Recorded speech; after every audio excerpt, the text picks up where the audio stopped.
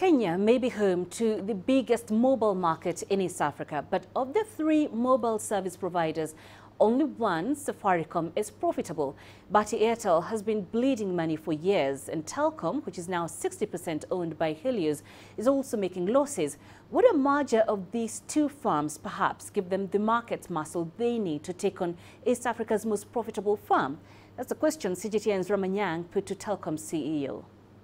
The number two and the number three competitors in this market have said time and time again, there's a competition problem, right? And to some extent, looking at the numbers, it is arguably also a question of scale, because individually, Telkom and Airtel really don't have the muscle to take on Safaricom by themselves. Why not work together more? Well, first of all, what you're saying is that we should merge to two companies. Well, okay? I mean, if you take it to its logical conclusion, yeah. Okay, so that's obviously, something that would be certainly a good thing for the industry. But even if we were going to merge, we'll still have, to talk about value, we still have 15% of the value, both of us, against someone who was 85. Let's not forget this. So this is not enough. If you'll have a more efficient company, but you will still have the issue of dominance. It will not change at all the issue that we have today. You will have probably more efficient second operator, but you will not take away the dominance issue. One of the arguments, the counter arguments that Bob has made before when this question has been raised is he says, look, I can charge my customers what I believe will make money, right? For my shareholders, keep the lights on, keep the business running. If it's a question of competing on price, why don't you raise your prices? So let's go back to this 99 bob offer I have. I think the equivalent for Safaricom is 99 bob for 500 MB, okay, plus free WhatsApp. So that gives you, we are basically 4 times less expensive than Safaricom is.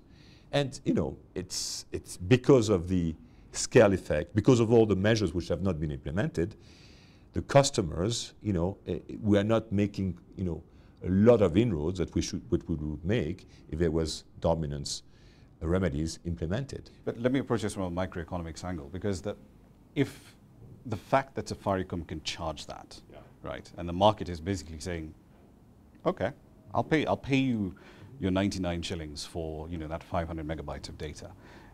That in itself already essentially says the market signaling that, look, we're willing to pay a lot more cash for this particular product, right? So from that perspective, if I was a shareholder, I'd look at our books and say, look, but we're leaving money on the table here. Why aren't we charging more? Because the problem is there would not be such imbalance if there was a fair level, a fair play structure in the industry.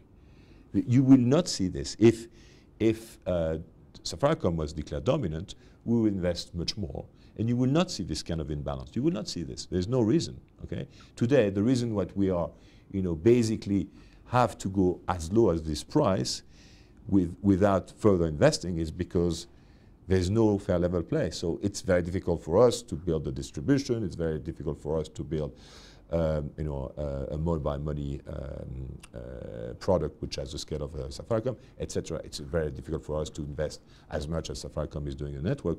All this we can't because there's not the structures, this implementation of the dominance remedies implemented.